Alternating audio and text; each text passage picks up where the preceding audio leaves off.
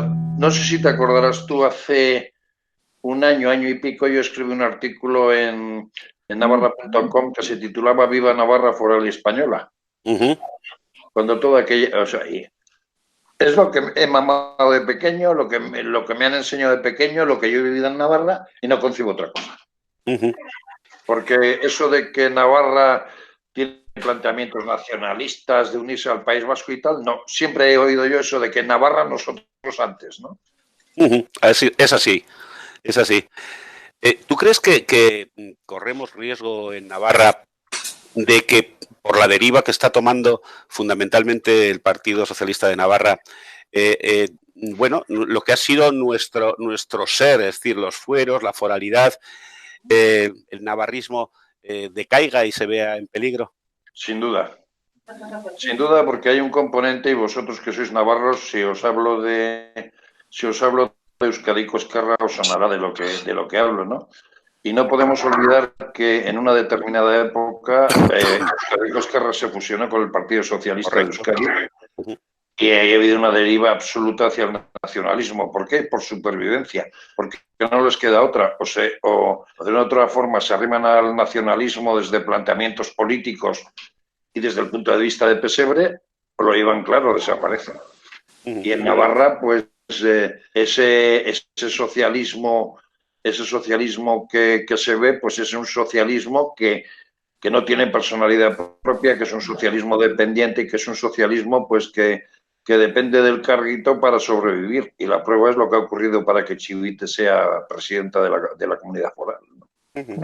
Porque desde luego yo creo que en Navarra el socialismo perdió toda su personalidad y perdió su eje navarrista, por llamarlo de alguna manera, ¿no?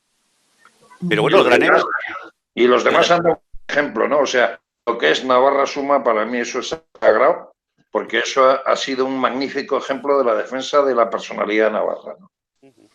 Pero el granero socialista de votos siempre ha estado en la ribera, que no hay nada más alejado, incluso geográficamente, que el tema de Euskadi, de lo vasco, ¿no? No tiene nada que ver.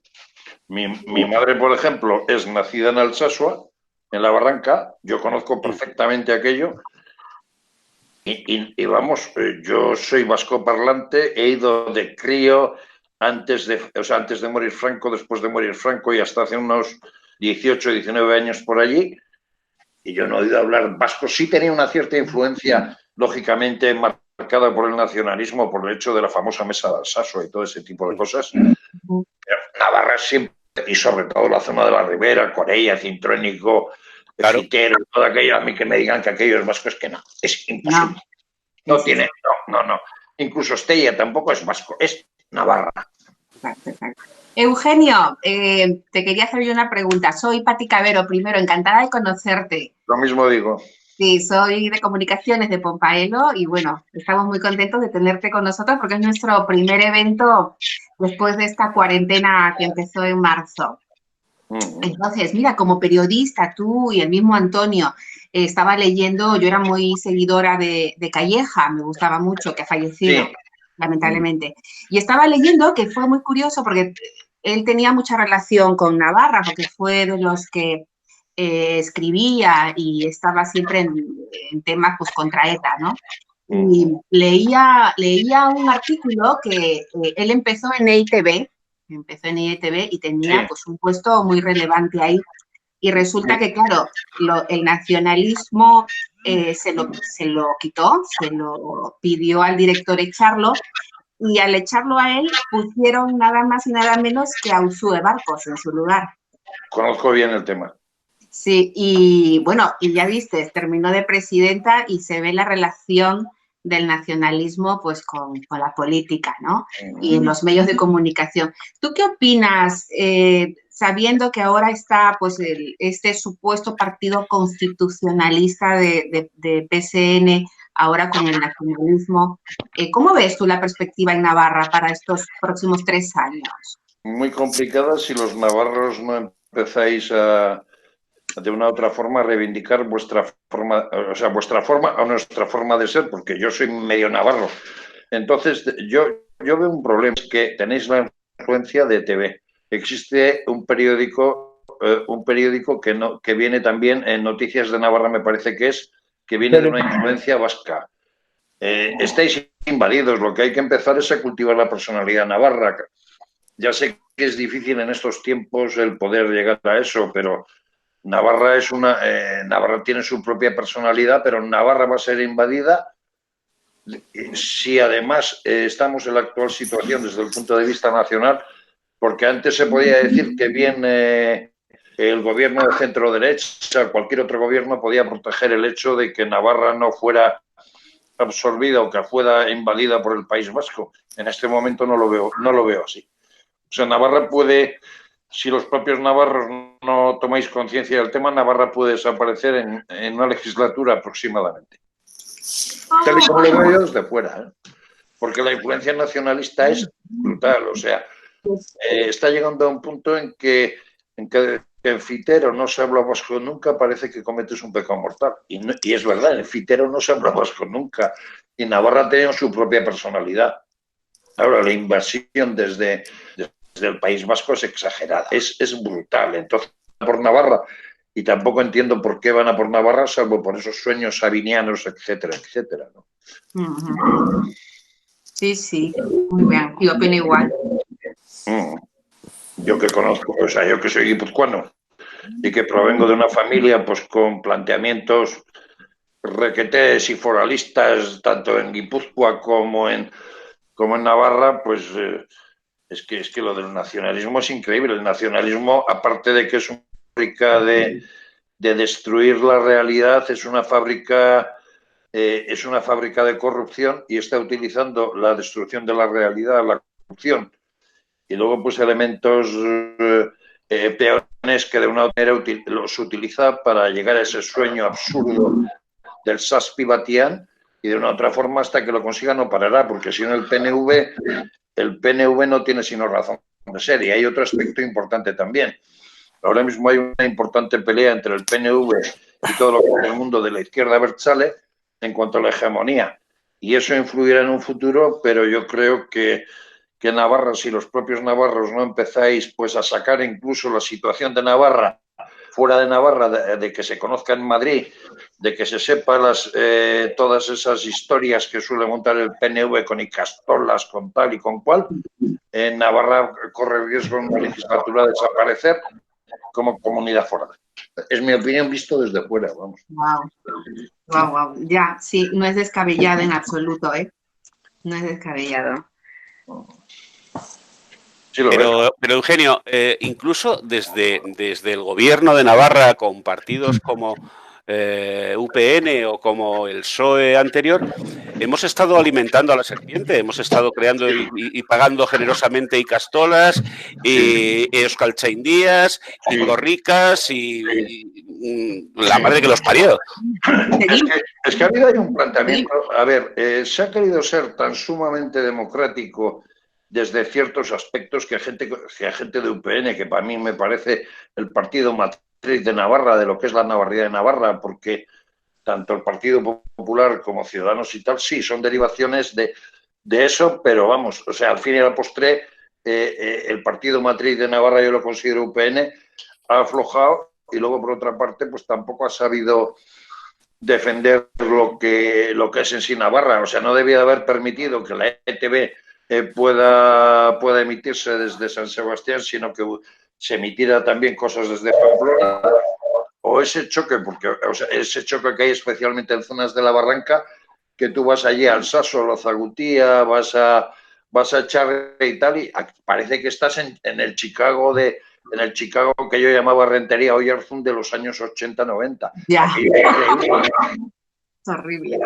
O sea, yo, por ejemplo, en las elecciones últimas, cuando fue Eduardo Inda, otro navarro, al Sasua con Pablo Casado, a los dos les eché una bronca brutal, porque yo que conozco al Sasua de maravilla, porque, repito, mi madre es de allí, o sea, meterle a Pablo Casado en la boca del lobo, en el bar aquel famoso de los guardias civiles, es de locura. Yo he ido miles de veces al Sasua y sabiendo cómo pensaba, nunca se han metido conmigo. Pero asusta hasta a los que conocemos aquello. Claro, claro. Y eso se puede extender a otras zonas de Navarra, por eso es muy peligroso. ¿Mm? Y Eugenio, ahora avanzando un poco a la actualidad, que tenemos ahora este grave problema del coronavirus, algo que aparte de lo económico y lo social, que está pegando un cambio brutal, yo creo que en lo político, dentro de la desgracia, no sé si soy muy optimista, pero yo veo una oportunidad en el sentido de que, ¿no crees que esto es una oportunidad de que el Estado central pueda recuperar competencias o poner algo de orden en el país con tanta autonomía y tanta historia? ¿Tú qué opinas? Si conseguimos una cosa que yo creo que es importante y que la verdad que no falta mucho, que es el hecho de que Pedro Sánchez fracase, porque para mí, en cuanto acabe el confinamiento, va a haber como una especie de revolución sociopolítica, porque teniendo en cuenta la manera que está gestionando este gobierno el coronavirus, vamos a ver a la gente en la calle. Me parece magnífico que la gente salga a la calle, porque si no vamos a romper todas las aldabas importantes que tiene el Estado de Derecho desde el punto de vista político, desde el punto de vista económico, pero hay que intentar, por un lado, que Pedro Sánchez se cargue a Podemos del gobierno, llevar a cabo una cosa que es importante y es buscar como sea unas ayudas de Bruselas, para que con esas ayudas de Bruselas intentemos recomponer el estropicio que nos van a hacer del 13% del Producto Interior Bruto, que más o menos es lo que se prevé que va a pasar, y después, una vez aprobados unos presupuestos de guerra, por llamarlo de alguna manera, ir a unas elecciones generales en los que aquellos que no somos socialistas, pues de una u otra manera intentemos unirnos. Ahí me da igual que vaya Vox, Ciudadanos, PP, pero con un objetivo, unirnos y cargarnos este grave riesgo de involución democrática que puede tener España si esto sigue más. Porque nos van a arruinar económicamente, nos van a arruinar políticamente. Yo no sé si habéis visto hoy, esta mañana, el pleno del Congreso, algunos o todos. Ha habido dos hechos absolutamente importantes. Por un lado, el hecho de que Pablo Casado se ha levantado en la tribuna y ha pedido el minuto de silencio por los fallecidos. No es comprensible cómo un gobierno puede ser tan desapegado de los ciudadanos como para no, en esta situación de 22.000 muertos, no pedir que se produzca, vamos a decir, un simple minuto de silencio, ¿no?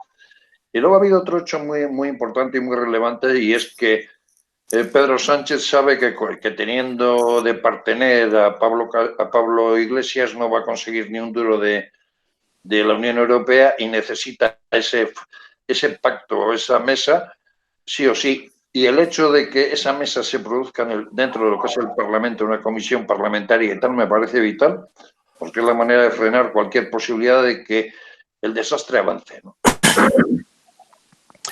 Bueno, una cosa, un segundo, perdona, Eugenio.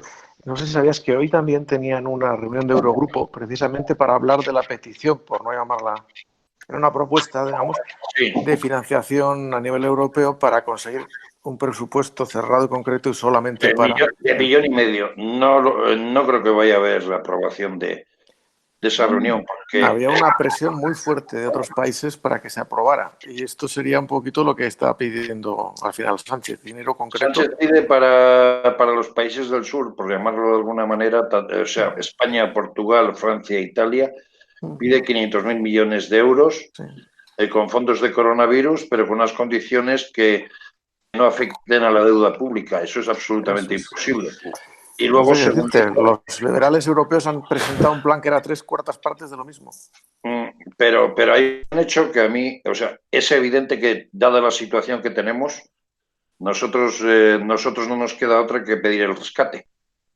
Y desde esa perspectiva, ayer en el Senado italiano, el presidente italiano en una comparecencia habló de que España estaba pendiente de pedir el rescate y de solicitar los fondos MEDEL, pero en los fondos MEDEL, teniendo en cuenta esa proporción que se han hecho de 100.000 millones de euros, no nos vamos a sacar más allá de 28.000, con lo cual con 28.000 millones no hacemos nada. No hacemos nada, solamente las ayudas de este programa en 200.000.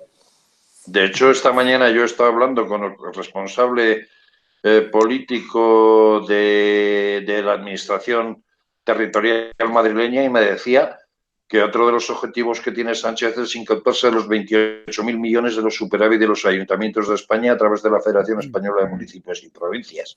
Si hace eso, sí que también nos vamos a pegar otra leche, Bueno, porque no hay nada que hacer. Fijaros, con un dato, simplemente en Andalucía, la no celebración, el que la temporada de turismo no se lleve a efecto, desde el punto de vista de que los hoteles están cerrados, que no va a haber playa y todo este tipo de cosas, se hacen unos cálculos estimativos de 55.000 millones de euros. O sea, ya no hablamos ni de industria ni hablamos de eso, solamente en turismo y relativo a una región. Imaginaos. Sí, bueno, la suspensión de los Sanfermines se calculan que eran 740 millones de euros los que... No, pero eso eran varios años. En cualquier caso, es una barbaridad. Es una la burrada. pérdida de turismo que está habiendo en toda España.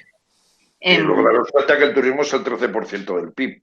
Y el otro día la nos decía la salvajada de que no iba a permitir abrir los hoteles hasta diciembre. Están zumbados. Ya, es tremendo.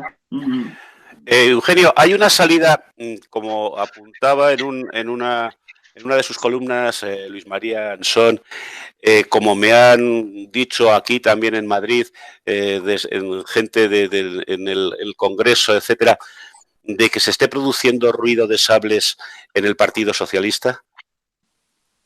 Sí, pero el problema que tiene el Partido Socialista es uno. Por una parte, en Madrid hubo un intento de rebeldía hacia Pedro Sánchez y se los cargó. ¿Os acordáis aquel famoso episodio del presidente del PSOE de Madrid y demás, que les cambió la cerradura, ¿no? Pero, hombre, sí se va a producir un ruido de sables, puede que se esté produciendo, pero Sánchez tiene a todo el PSOE dominado a través del BOE, es decir, casi todos tienen un carguito, una paguita y una historia, y es difícil. O sea, a ver, si oyes hablar a gente de Extremadura, oyes hablar a gente de Castilla-La Mancha con Paje, yo no veo ninguna posibilidad de que estos sean capaces de cargarse a Pedro Sánchez. Están demasiado dominados por el carguito y por el sueldo. Ahora, alguna involución interna tiene que haber, porque el PSOE siempre está ahí. Sí, por eso te digo que quizás desde el Grupo Parlamentario Europeo, desde las comunidades autónomas dominadas por el Partido Socialista, a lo mejor sí se podía promover ese movimiento de un poder que está centralizado en Madrid. Pero el problema que te encuentras para eso es que tienes un Paco Vázquez, que podía ser un líder anterior, o tienes un Leguina, o tienes, ¿qué te voy a decir yo? Pues Felipe González, Ramón Jáuregui y Felipe González, en las bases socialistas ya les consideran eso los abuelos de Cebolleta, o sea, pasan de ellos. Y tú luego vas a Andalucía, que había alguna posibilidad de que Andalucía fuera una supuesta alternativa dentro de lo que era el PSOE contra Pedro Sánchez. En cuanto Susana Díaz ha perdido el poder, se acabó cualquier alternativa, ¿no? Aparte de todas las historias que han hecho de lo de los SERE y que han hecho salvajadas, pero desde Andalucía no se van a mover. Y es más, Susana Díaz lo tiene muy crudo para continuar no solo de líder andaluza, sino incluso de número uno en el Parlamento de Andalucía, porque se la van a cargar. ¿Y sabéis a quién quieren poner de sustituta de Susana Díaz? A la gloriosa portavoz del gobierno. Joder. ¿A la Montero? A la Chiqui Montero. Joder, ya. Ahora que siendo médico nos dice que los niños pueden salir a la farmacia, al banco y al supermercado. Y la tía es médico, manda narices. Bueno, ya hizo sus primeros pinitos y desastres con los presupuestos en Andalucía y con todo ese tipo de cosas. Ha hecho salvajadas. Ha hecho salvajadas. Yo que conozco bien el tema andaluz, o sea, en Andalucía ha habido contabilidades dobles, se han encontrado armarios en los que se guardaban temas de corrupción. Lo que ha hecho el PSOE en Andalucía es increíble. O sea, en 37 años se ha tomado Andalucía como si fuera un cortijo y solo se han salvado dos provincias. Por un lado Granada y por otro Almería, pero por un motivo muy claro. El hecho del mar de plástico en Almería y el hecho de toda la zona de la costa tropical de Motril, Salobreña, Almuñécar, la fuerza que ha tenido esa agricultura y la calidad de sus productos y la cuantía de la exportación les ha hecho salvarse un poco de esa dependencia que ha generado como política el PSOE en Andalucía para que a través de la paguita tener a la gente atada. Es así. Oye, algo parecido a ese aparecer armarios y habitaciones con cosas podría ocurrir si en algún momento, de alguna casualidad, volviendo a la razón, el PNV saliera de Ajuria Enea. Madre del amor hermoso. Eso sería Sí. bonito. Sí, pero vamos a ver, el PNV tiene tan cazado al PSOE que si pongamos en el caso de que pudiera haber una coalición entre PSOE, PP, Ciudadanos y demás, cosa que no creo que se produzca, ahí habría jaleo. O sea, yo me acuerdo, yo me marché por primera vez fuera del País Vasco en el año 2000 y entonces os acordaréis de un nombre muy famoso que tiene que ver con la construcción de las torres al lado del Estadio San Mamés, que se llamaba Iñaki Ereño. Sí. Cuando estaba José Alberto Pradera de diputado general y José Luis Bilbao de diputado de Innovación y demás. Eso fue un caso de corrupción tremendo que al que pretendían pedir vamos a decir, ese impuesto revolucionario, por llamarlo de alguna manera, encima le metieron en la cárcel y todos sabéis por qué fue. Porque quiso cobrar los sacos de cemento de Sabinechea. Entonces, desde ese planteamiento, o sea, el PNV tiene metido gente hasta en la comunidad de vecinos. Hablemos del Mondragón Corporación Cooperativa, hablemos de otro tipo de empresas, hablemos de todo ese mare magnum que supone todo el tema de las icastolas, desde el punto de vista de la cultura, desde la industria. Es muy difícil, o sea, tiene un tal red clientelar y está el vasco tan dormido, porque luego no me olvidéis que somos 300.000 los que nos hemos ido, ¿no? Está el vasco tan dormido que yo veo muy difícil que el PNV en los próximos 10, 12 años salga del poder. Pues es posible.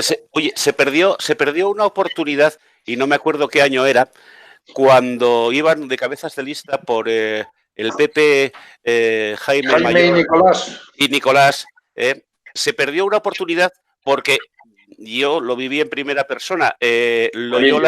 Loyola se propuso y quería ir como cabeza de lista del PP y se decidió que fuera Jaime Mayor Oreja. Yo siempre pensé que siempre era un error poner al sheriff como candidato a alcalde. En aquel momento, en aquel tiempo, en ese sitio. No, a ver, es que el Partido Popular del País Vasco sufrió un importante shock a raíz del asesinato de Gregorio. Gregorio era el alma, Gregorio era el 70% del combustible que necesitaba el centro derecha vasco para reaccionar. Incluso desde el punto de vista de lazo azul, del hecho de que se empezaron a crear asociaciones civiles, pues como Basta Ya, aunque estaba del lado de Rosa Díez y eran los socialistas, pero Jovite u otras, eso provocó un shock. Luego, pues de una otra manera, cuando Goyo se presentó Jaime, ganó las elecciones y ahí de una otra manera Jaime se retiró, entró Carlos Iturgaiz. Carlos Iturgaiz es una gran persona, ha sufrido como un burro. Ha sido para mí el político que más le ha tocado sufrir en los 40 años de democracia en España, pero no tiene ese empuje que podía haber tenido Loyola o podían haber tenido otros políticos vascos comprometidos que ya se marchaban a Madrid, porque vosotros en Navarra sí habéis vivido una situación parecida, pero había que aguantar lo que era vivir allí. Sí, no, claro. Os voy a dar un detalle para que os deis cuenta cuál era la presión. Yo entonces estaba de corresponsal del Diario Ya de Madrid, que el Diario Ya entonces pertenecía al cuñado de Adolfo Suárez, a Aurelio Menéndez, y me ocurrió un caso curioso. El Josean Fernández y toda esta gente empezaron con una especie de proceso de paz en Hotel Carlton, no sé si os acordáis. Yo fui a cubrir la noticia y claro, como no se les ocurrió otra cosa que decir, porque yo empecé a zurrarles, porque claro, yo conozco el nacionalismo, hablo vasco, yo no soy de ese periodista que está esperando la nota de prensa, sino que me cuelo en el plan, hablo con uno, hablo con otro, hablo en euskera, me camuflo dentro de lo que puede ser para ver lo que hablan ellos y tal. Joder, que me dijeron que era el TESIP. A partir de ahí aquello fue Pero sí, a partir de ahí empezaron a haber llamadas amenazadoras de muerte en mi casa. Tomé la decisión de irme. Claro. Claro. Sí, Porque llega un momento que la presión era tremenda. O sea, ibas a donde el PNV Javier Vizcaya y te hacía 50.000 judiadas para que no pudieras informar bien. Tenías que hablar con compañeros como Fernando Delgado, que era el corresponsal de ABC, o con la chica de La Vanguardia, o con eso, y tenías que hacer como una especie de pool de periodistas que nos intercambiábamos noticias porque era imposible. O sea, te bloqueaban por todas partes y eso cansa. No, por supuesto que cansa. Sobre todo cuando intentas hacer un periodismo, bueno, pues como el que hemos aprendido tú y yo, porque ahora el periodismo es muy otra cosa, me parece a mí. Yo no sé si estás de acuerdo. Sí, hombre, a ver, ahora te van, consultan Wikipedia y punto. Nosotros investigábamos si nos teníamos que pillar una borrachera hasta las 2 de la mañana hablando con un político, lo hacíamos. Y si era que, o sea, si teníamos que buscar la nota de prensa de ETA, quién la había dejado, en el sitio que la había dejado, lo hacíamos. Hoy día es impensable. Sí. Sí, es verdad. Eso es. Eugenio, yo tengo una pregunta para ti. Muchas gracias por tu diagnóstico de toda esta situación. La verdad es que yo también comparto contigo lo que se vivió en el País Vasco hace tiempo, y en Navarra pues también se vivió. A mí me gustaría que nos contases un poco, todos los que estamos en la sociedad civil, en este tipo de asociaciones cívicas, hemos visto un poco como nos gusta la política, vemos la política de cerca, algunos incluso se están metidos dentro de la política, pero estamos viendo que no llega a toda esa sociedad. Entonces, me gustaría saber en tu opinión, toda la sociedad civil que se está ahora mismo levantando contra esta situación lamentable, esta situación política, esta ideología que nos quieren imponer, ¿qué papel tiene que jugar en estos próximos meses? ¿Te refieres a Navarra o en España? En general, en España. Bueno, la sociedad civil la han matado los propios políticos porque para ellos era un peligro. El hecho de la sociedad civil y el ensayo que tuvo en el País Vasco a raíz del asesinato de Gregorio Ordóñez y después el de Miguel Ángel Blanco fue un clamor tan brutal, un movimiento tan tremendo que les asustó a los propios políticos, empezando por el propio PNV, ¿no? Yo creo que es importante esto de la sociedad civil. Lo que pasa que no es fácil, y vosotros lo sabéis que os voy a decir yo, el organizar un grupo, que ese grupo pueda llevar a cabo actividades como esta, como otras, que esas actividades las refleje un medio de comunicación y que gente que tenga inquietudes, gente que ahí está o que le guste la política o la economía o el derecho y que tenga una mentalidad, vamos a llamarla liberal, los que no somos de izquierdas, pues llamarlo de alguna manera, ¿no? Pues se involucre porque dice, coño, porque si yo me lo haría, pero si luego resulta que el jefe es del PSOE y sabe que yo estoy en la asociación tal o estoy en la asociación cual, me va a hacer la faena. Hay que perder ese miedo, o sea, yo lucho porque tengo mis ideas y tal y cual. Y yo en España hoy por hoy ya no veo, o sea, para lanzar un movimiento civil muy complicado, porque por un lado están las redes sociales que están absolutamente manipuladas. Y para que haya un movimiento de sociedad civil como entonces, tiene que haber una ruptura que quizás sí puede empezar después del confinamiento del coronavirus, pero tardará mucho. No es sencillo llevar a cabo algo de sociedad civil. Acordaros que en el País Vasco, antes de que saliera Gesto por la Paz, se juntaban 3 en un sitio, otros 3 en otro sitio, otros 3 en otro sitio, y los años que costó llenar la Gran Vía de Bilbao, ¿no? Qué desastre. Sí, sí. Eugenio, un poco al hilo de la pregunta de José, ahora ya no por España, sino por Navarra. Yo, por ejemplo, que a mí me gusta mucho la política, bueno, al menos seguirla y, bueno, soy concejal. Salud. Por Navarra Suma. Bien. Y mira... ¿Te puedo preguntar si provienes de Ciudadanos? Sí, soy de Ciudadanos, exactamente. Bien. Sigue. Entonces, algo que yo dentro del análisis político no entiendo, el PSN, que ya sabemos que es pronacionalista, porque cree en los estados federales y toda esta historia, que en Navarra, teniendo la identidad que tenemos, que reciban 77.000 votos en las últimas elecciones, ¿cómo puede ser? O sea, yo no... Para ti, o sea, ¿qué puede ser? ¿Por qué votan todavía navarros algo así.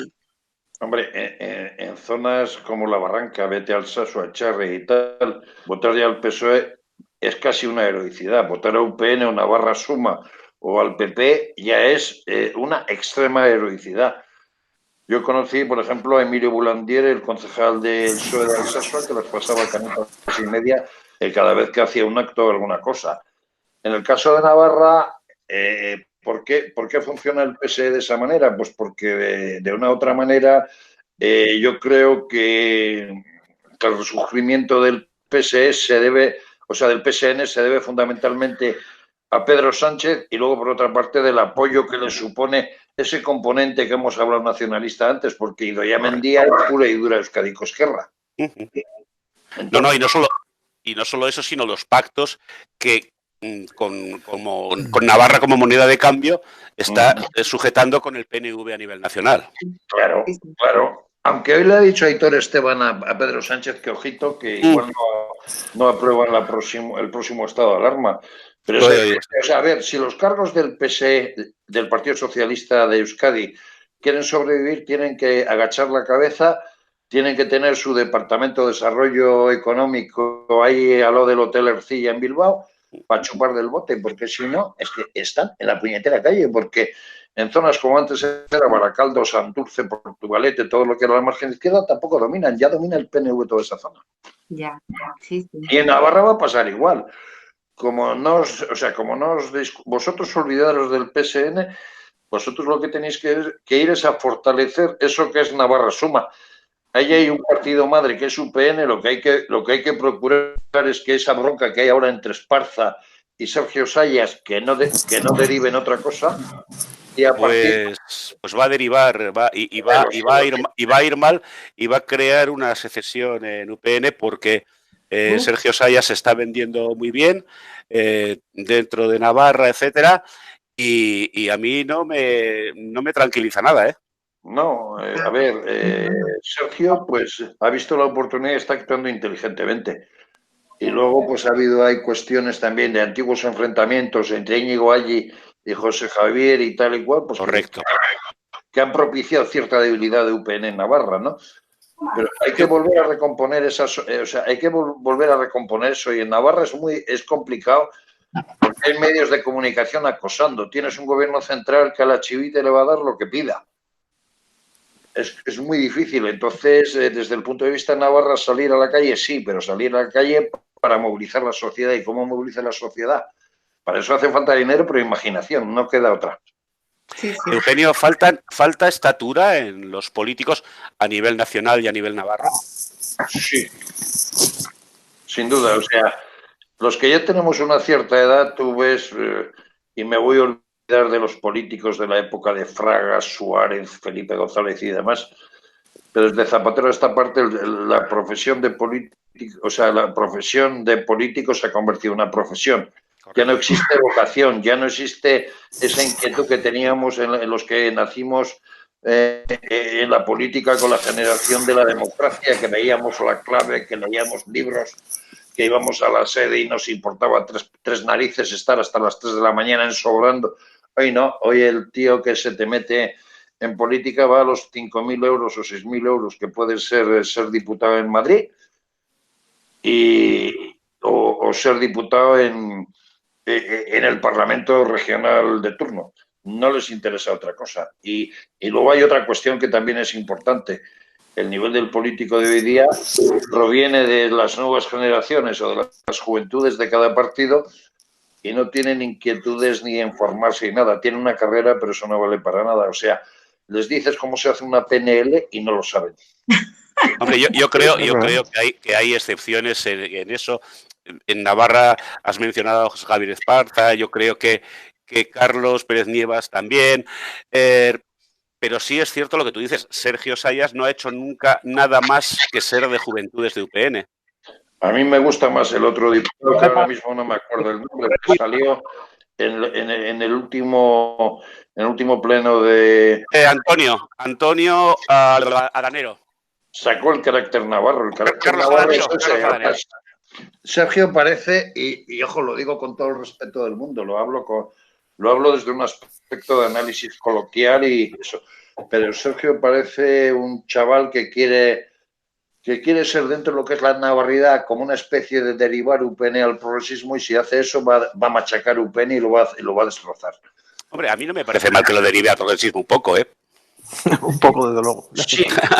A ver, Te he dicho desde fuera, es evolucionar y otra cosa es derivarlo. O sea, a ver, voy a intervenir yo ahora un poco por lo que me toca, ¿vale? Adiós.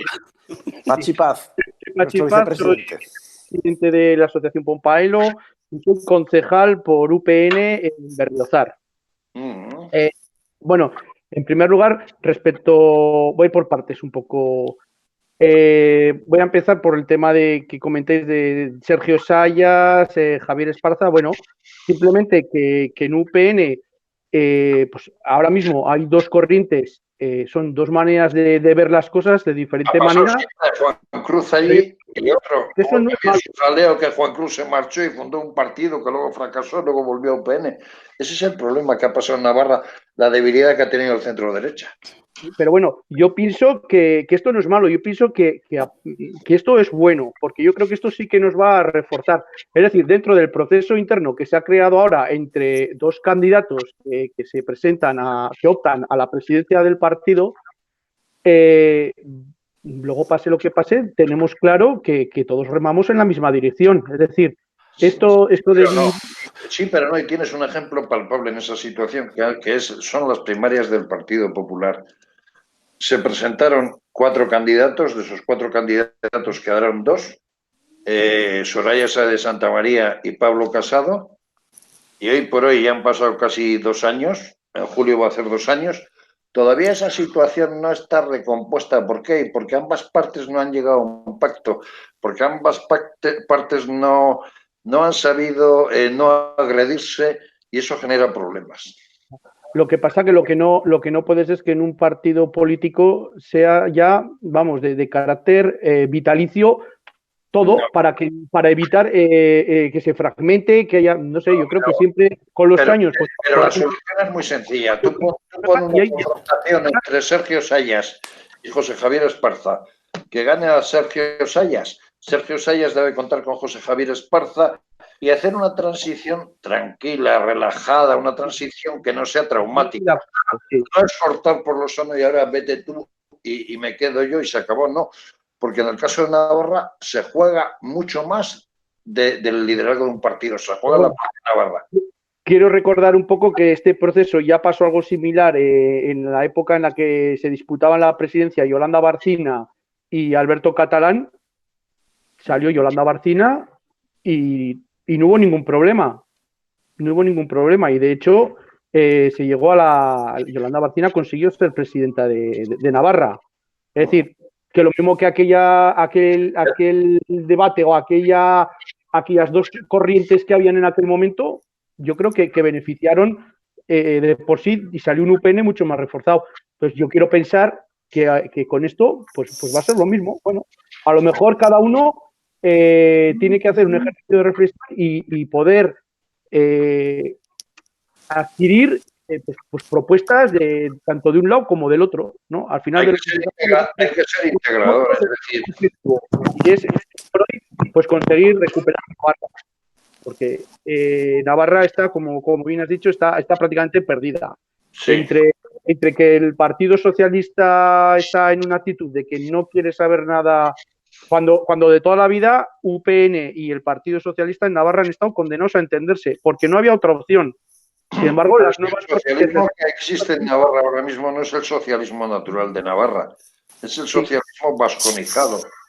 Y más le interesa potenciar ese socialismo.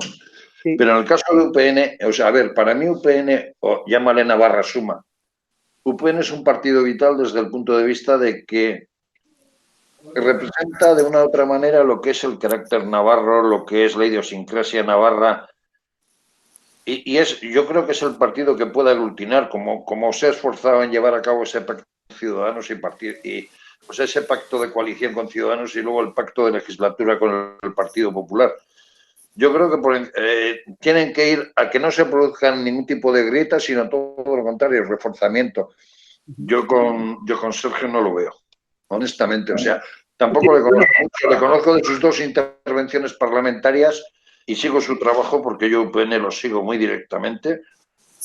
Y no sé, a mí José Javier será que le tengo cariño personal, pero me parece la persona más adecuada de momento para seguir en UPN, y luego en un futuro, yo no digo que no se tenga que producir una transición o una evolución dentro de lo que es UPN y Sergio u otros vayan tomando posiciones dentro del partido, pero yo a Sergio Salas no le, o sea, a Sergio Sayas no le veo de momento capaz como para liderar UPN.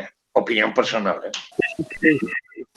Bueno, luego otra cosa. A ver, el tema del político vocacional. Yo te puedo hablar por mí mismo, de ejemplo, que de político vocacional me considero totalmente político vocacional porque yo dedico muchas horas como concejal en el Ayuntamiento de Berriozar y mi sueldo son 250 euros. 125 por Hables de sueldo, de político vocacional. Porque a ti te cuesta pasta ser concejal y te cuestan problemas. Sí, mucho. Y llega la campaña electoral y pones pasta de tu bolsillo. No, es así. Es así. Y a ti te viene un vecino de la calle tal que se le ha roto la tubería y tú vas a las 3 de la mañana a ver qué tubería se le ha roto. Pero yo cuando hablo del otro político, es el político que está en política para sacar esos 5.000 euros que le supone estar en el Parlamento de Navarra o estar en un ayuntamiento como el de Pamplona o en Tudela cobrando la dedicación exclusiva. Eso no me vale. Porque el político tiene que saber, a ver, es que quizás no, yo por edad y tú, o sea, y eso, pues venimos de una etapa muy concreta, ¿no? Pero, coño, ¿cuántas veces hemos salido a pegar carteles sabiendo que nos podían dar una paliza y hemos salido a pegar carteles? Hemos estado interveniendo. Una localidad, no sé si conoces, como Berriozar, el territorio de Bildu. Tú que me vas a contar que yo soy de Azcoitia y andábamos casi puerta por puerta para conseguir votos para que Pilar Elías saliera concejal. Es decir, yo llegué a la campaña y a las 12 de la noche el que sale a poner los carteles somos los integrantes del grupo, no nos lo pone ninguna empresa, ni ningún. Es decir, está ahí a la vista de todos, ¿no? Dando un poco la cara. Claro. A la política es bueno que vuelva eso otra vez, es necesario. Porque eso de que yo soy el presidente de Nuevas Generaciones del pueblo de tal o de las juventudes de cual y resulta que soy amiguito del que ha salido presidente provincial porque voy mucho por Pamplona, la sede. Quien dice Pamplona, digo Ciudad Real, me da igual. Y resulta que le caigo muy bien a la que va a ser presidenta y tal, y me dice, tú, presidente de Nuevas Generaciones, te ponen un sueldito. Al ponerte el sueldito, automáticamente vas de concejal. Y ya te pones el traje y la corbata y te crees que eres Churchill, ¿no? Y no te has currado el pegar carteles, el ensobrar, el leerte, el haberte hecho un curso de formación, el saber lo que es una PNL, el leerte la ley de bases de régimen local. No lo saben. Y es lo que pasa. La prueba lo tenéis en el gobierno de España. El gobierno de España es el puro ejemplo de lo que son los políticos de hoy en día. No saben, son inútiles, no gestionan su puñetera vida. De teoría saben mucho, pero en la práctica, cuando tú entras en un despacho de un ayuntamiento, ¿verdad? Lo que te encuentras, necesitas lo que tú crees y lo que realmente puedes hacer, no tiene nada que ver. Sí, ahí, Eugenio, ayer hablábamos en una charla con Fernando Carreras, bueno, está hasta Gorka Maneiro y algún otro político anterior y presente divertidos, y había un ambiente de resentimiento tremendo contra la maquinaria de los partidos, a la que se culpaba de generar este tipo de político, digámoslo así, en vez del vocacional que se trabaja... No, el profesional, claro. Orientarse a profesionales que se dedican más a hacer eso, trabajo de pasillo, seguidismo y que no tienen ni la cualificación ni la vocación. Yo no sé hasta qué punto es cierto, pero te puedo asegurar que el nivel de resentimiento que había en esa charla lo que pasa es que era como para preocuparse. Me hablas de personas que respeto como Gorka, porque es un tío que se lo ha currado desde el punto de vista de defensa de las libertades en un sitio como la margen izquierda. Es un chico de Rosa 10 y demás, pero ellos han buscado su tumba. Sí, no, sí, el resto eran de todos los demás partidos y algunos ni siquiera españoles. Era un tema bastante amplio. Era un tema bastante amplio, digo, y una de las pocas cosas que están todos de acuerdo en eso. Claro que hay resentimiento, porque de una u otra forma todo lo que pasó con el Partido Socialista en Vizcaya hay gente como Gorka y tal, es que es increíble, de una transformación que no lo conoce nadie. O sea, tú ibas antes por el edificio San José, que te metías en el Verdes, en Bilbao y tal, y gente como Gorka y eso es imposible. O sea, el que está allí está designado por arriba, va al carguito, va que el BOE le da el carguito tal, el sueldo y fuera. O sea, no hay vocación política, hay profesión política. Y si luego pillan algún chollo de que dan una licencia, si les regalan un BMW por la licencia, pues aquello que queda, ¿no? No, pero sobre todo además provoca el hecho de que el político se agarre al escaño o al puesto, lo que sea, porque no tiene otro sitio a donde ir, no tiene una profesión previa, no ha pagado la seguridad social desde una esto, o no ha sido empresario, oye, o chapista, que me da igual, ¿eh? Pero el problema viene de eso, ¿no? De que es su profesión y por lo tanto, como se quede fuera, se va a la calle. Y claro, eso hace que traguen carros, carretas y carretones. Aunque también reconozco que la profesión de político es puñetera, porque, a ver, yo que hablo mucho con diputados de lo que, o sea, con diputados y prácticamente mantengo conversaciones directas con ellos todos los días. El que tú seas de Lugo, tengas que dejar 3 días a la familia en Lugo, tengas que irte a Madrid alquilándote tu casa, trabajando como un bestia desde las 6 de la mañana hasta las 12 de la noche, porque el que está en el Congreso, el Senado, trabaja y mucho. Y resulta que de una u otra manera, pues eso, la vida que llevan para ellos. La no, sí, es cierto. Es cierto que encima eso, la profesión de político está absolutamente desprestigiada socialmente. Es decir, no te lo van a reconocer, sino que encima te van a denigrar por serlo, aparte de los sacrificios que tienes que hacer. Pero bueno, a lo mejor si se fuera con un backup, con una mochila profesional de cualquier trabajo, de que sea, si es que ya te digo que me da igual, bueno, a lo mejor se tomaría de otra forma, ¿no? Lo que pasa es que la sociedad se da cuenta de lo que ocurre y la sociedad rechaza esas situaciones. O sea, la sociedad lo que quiere es un político a la inglesa, es decir, que tú si tienes un diputado de la provincia y tienes un problema, ¿qué te voy a decir yo?, en X pueblo y puedas ir a la sede de ese partido del diputado de turno y que tú le puedas plantear ese problema, que te ayude a conseguir una subvención para la empresa, o que dice la empresa para el pueblo y tal. Y eso no se produce. En cuanto cogen el cargo de excelentísimo señor, ya sacan Churchill y, ojo, tienes que pedir una instancia a la secretaria para que le mande otra instancia a la otra secretaria para que te reciba. Ese es el grave error de los políticos de hoy en día, muchos además. Hay vocacionales, hay buenos políticos. Los hay magníficos. Yo te puedo asegurar que yo conozco muy bien, por ejemplo, el Congreso, el Senado y muchos parlamentos autonómicos y te encuentras gente magnífica. Maravillosa. Anteayer mismo estuve manteniendo una conversación de este tipo con alguien que participó en los presupuestos generales del Estado que tenemos hoy día, que fueron aprobados, los últimos que fueron aprobados. 2017. Igual lo conocéis, se llama Víctor Píriz Maya, que es un diputado extremeño, que es el actual portavoz de presupuestos del Partido Popular. Sí. Hay que verles trabajar, cómo negociaron aquello con 7 partidos, cómo se pelean. Muchas veces me ocurre que para poder hablar con ellos tranquilamente, pues tengo que hablar a las 7, 7 y cuarto de la mañana, porque a partir de las 9 es absolutamente imposible poder localizarles. Y después, pues trabajando enmiendas, hablando de subvenciones, yendo a Bruselas para ver qué posibilidades hay de llevar a cabo políticas y tal. Eso es lo que es un poco. Los hay magníficos, pero hay otros que, madre mía, les debían de sacar de la política porque son los que hacen daño no solo a la política, sino a la democracia, ¿no? Y sobre todo al hecho de que la política esté mal vista. ¿Conoces de Ciudadanos, Eugenio? ¿Conoces a alguien? Conozco muy bien Ciudadanos. Muy bien, muy bien. Y lo tenéis crudo. ¿Pero por qué? Estamos empezando con Inés, remontando todo, ya. Sí, que es poco tiempo. Inés, no sé. A ver, el problema que tiene Inés, en primer lugar, es que ha cogido un Ciudadanos en el que se han marchado casi todos. que va a ser mamá. Eso le va a retrasar 3 o 4 meses el poder reactivarse. Sí, sí. Se va a encontrar con una situación delicada que probablemente lo van a pillar en las elecciones generales de por medio. Y Ciudadanos tiene que ser inteligente, Ciudadanos tiene que...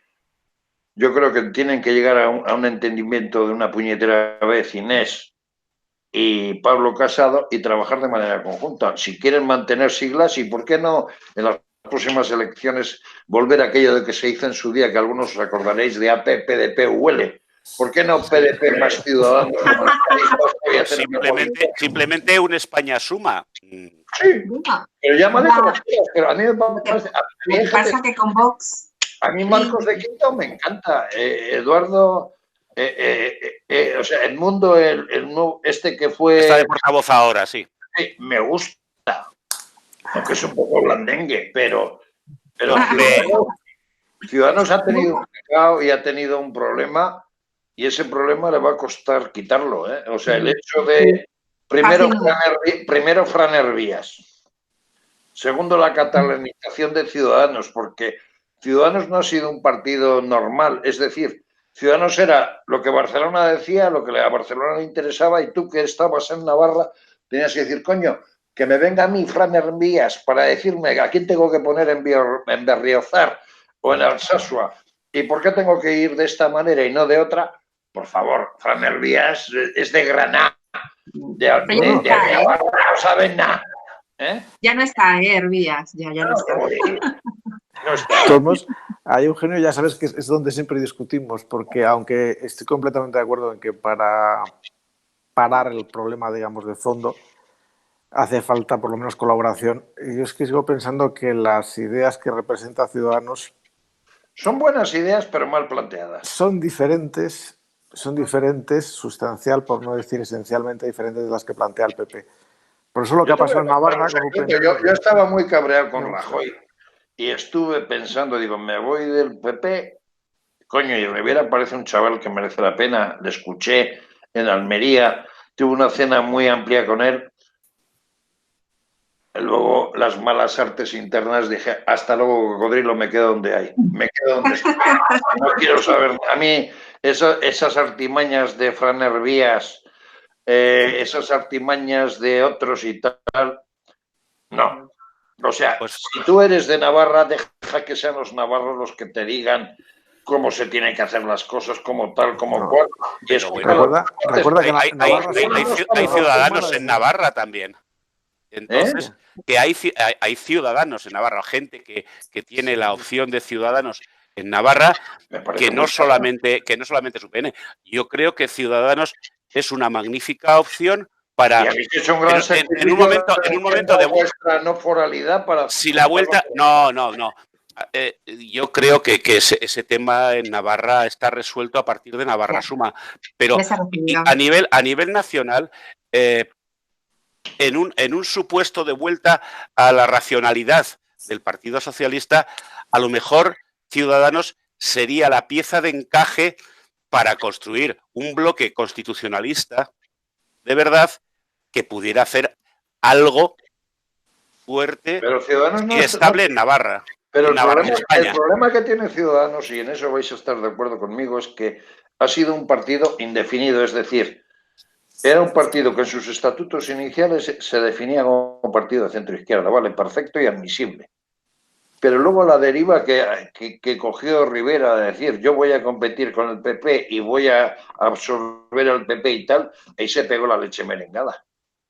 Bueno. Porque Ciudadanos tenía que haber sido ese partido de corte socialdemócrata, tipo UPyD, pero más moderado, y tenía que haber ido absorbiendo a esa socialdemocracia que tenía el PSOE y haberse convertido pues en una nueva alternativa de izquierda, desde otro planteamiento, pero desde la socialdemocracia. Una UCD reconstruida. Yo no sé una UCD reconstruida. No soy socialdemocracia, pero estoy completamente de acuerdo que era un partido progresista, si a veces un hombre por llamarlo de alguna manera, ¿no? Paco Fernández. Bueno, sí, no, es verdad. Al principio con Albert, bueno, es que también un partido muy nuevo, es del 2014, o sea, tenemos muy poco tiempo, pues comparándonos con PP o con PSOE, o sea, es incomparable, ¿no? Y la subida que tuvimos tan brutal, también es verdad que llevar eso, o sea, administrar eso y hacer llegar el mensaje en Cataluña, pues el mensaje era muy claro, antinacionalismo, o sea, ahí era así, pero ya a nivel nacional, que fue ese salto tan brutal y gordo, pues eso fue lo que costó un poco coger el ritmo. Pero yo creo que ahora, ya hablando de ahora, el que somos centro, que eso es otra cosa que a mí me parece muy peculiar en España, porque están tan acostumbrados a lo que es o derecha o izquierda o azul o rojo. Y claro, el concepto de centro, hay mucha gente que en realidad le cuesta, o sea, no lo llegan a entender, no sé por qué, pero bueno, al margen de eso, el liberal, ¿no? Que intentamos hacer llegar ese mensaje, ¿no? De centro. No hables de liberal progresista porque no te lo acepto. No, claro, no, y progresista. Es el tema, que no se lo creen, no se lo creen. Aparte que esa palabra no me gusta nada, la verdad, lo del progresista. Sí. Oye, Eugenio. Liberal progresista, o eres liberal o no eres liberal. El liberal, o sea, eso no me vale ni liberal progresista ni liberal conservador. Eso es un cuento. Exacto, no, eso no, eso es centro liberal y punto. Oye, Eugenio, no queremos, ya creo que te tenemos aquí casi hora y media, un placer. Oye, cuantas veces queráis, y vamos, y todo lo que os pueda ayudar. Y si os voy a decir una cosa, y esto hacedme caso, y se lo he comentado en alguna ocasión a Miguel. Sois una asociación civil naciente, sois gente bastante seria. Hay un montón de periodistas navarros en Madrid, hay un montón de navarros en Madrid que tienen una gran influencia. Te pongo desde Pepe Pezarena, el propio Eduardo Inda, tienes José Luis Rodríguez, el director de la COPE. Coño, hablar con ellos. Sí, hablar con ellos. Hay que crear ese sentimiento navarro, ¿vale? Pero a veces... Queremos un mecenas, Hacer lo que hacíamos nosotros en la época de Gregorio.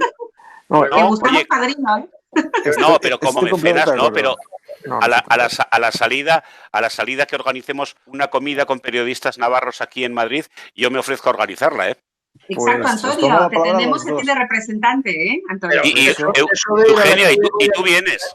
Eso de ir a la calle Goya 48 arriba, donde está la sede de Navarra, Sí. Y ahí en la comidita y que se junta Alfredo Urdací con Eduardo Inda y tal. Claro. Si os ponéis serios, joder, os ayudan, que se os ayudan. Venga, pues claro Antonio. que sí.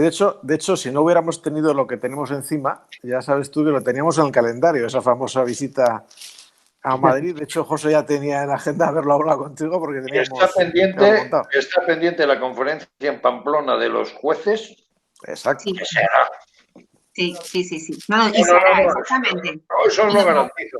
No, y darlo por hecho, Eugenio, porque de verdad, nosotros estamos muy orgullosos que tenemos ni un año de creación y hemos logrado, porque los socios que tenemos, yo estoy convencida que es socios consolidados, o sea, no estos volubles, no, son socios que se van a quedar y queremos ir creciendo y somos los únicos que defendemos sin complejos la identidad navarra española. Y pues lo decimos ya antes, empezar a crear un blog, a empezar a emitir opiniones, a haceros ver en la sociedad civil y a que vuestros actos, pero cuidado, lo que iba a decir, en la época de Gregorio Ordóñez en San Sebastián en los años 80, 90 era muy difícil poder sacar nada del Partido Popular. Él era periodista, entonces andaba con un fax portátil en el Golf que tenía. ¿Qué hacía? Mandaba 20 notas de prensa a Madrid, a los medios de Madrid, y de las 20 alguna colaba. Y luego, pues de vez en cuando llamaba a algún periodista de Madrid, se lo traía a San Sebastián, le llevaba por la parte vieja y lo remataba en la whiskería que está al lado de la Magnífica whiskería, por cierto, sí señor. Por eso. Oye, pues me quedo... Y de esa manera ya tenía yo. Es un poco lo que tenéis que hacer. Ya sé que eso vale pasta, pero...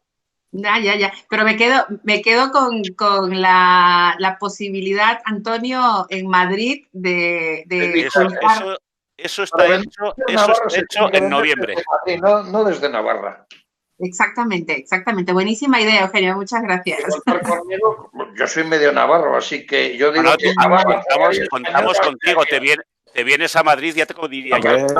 Y si en un momento dado, hombre, siempre que hagáis actos interesantes, y yo ya digo, ese de las asociaciones judiciales lo vamos a hacer. Sí, pero por supuesto, si hagáis un acto interesante que pueda tener un cierto concepto de noticia nacional, tenéis asegurado la publicación por mi parte, eso sin problema. Bien. Eugenio, ¿nos fiamos de los jueces? A ver, yo voy a decir la verdad, yo conozco a las 4 asociaciones de jueces, no estoy hablando de jueces para la democracia, y conozco a la Asociación de Fiscales, y tanto Cristina de Cheus como Concha del Real, como eso, lo que no me gusta es el Consejo General del Poder Judicial, que es un cachondeo y eso hay que renovarlo y hay que volver a que los jueces participen en la elección del Consejo, que tengan su parte los políticos, su parte los jueces, y luego hay que tener mucho cuidado qué va a pasar con la escuela judicial y la manera de acceder a la justicia. Eso puede ser muy peligroso. Eugenio, Antonio nos va a reñir, Pati, con toda la razón del mundo. Deberíamos ir cerrando por ahí. Lo que sí que voy a decir, una de las sesiones que tenemos previstas en la agenda, ¿te acuerdas que hablamos, Eugenio, de Lady Crocs? Esta juez de Huesca, pues es de las que tenemos para ver cuándo encontramos un buen hueco en la agenda en los próximos días. Y me encantaría que te apuntaras también a esa. Creo Cuantas que veces me llames y pueda, estaré. Estupendo. Muy bien, pues muchísimas gracias, Eugenio, y a todos. Un placer, Eugenio, ha sido un placer. Un abrazo. Bueno, Muchas Eugenio, gracias. muchas gracias. Hasta la próxima. Y a cuidarse, ¿eh? Lo mismo os digo. Gracias. Adiós, Gracias. adiós.